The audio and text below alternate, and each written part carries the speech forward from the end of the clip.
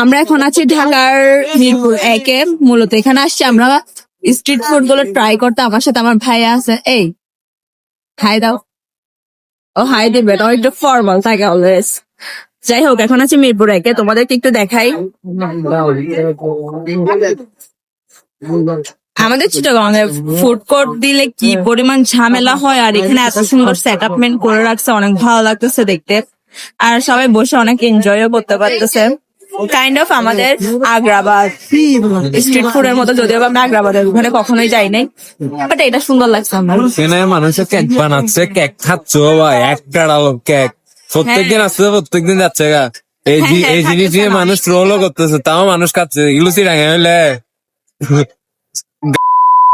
লাথি মারি। টাকা আসলে আমরা এখানে সবার চাট গিয়ে বাসায় কথা বলতেছি, মানুষ আমাদের মুখের দিকে তাকাইছে, মানে অনেকজন ভিডিওর কারণেও কিছু বলতে পারতেছি না, অনেক কিছু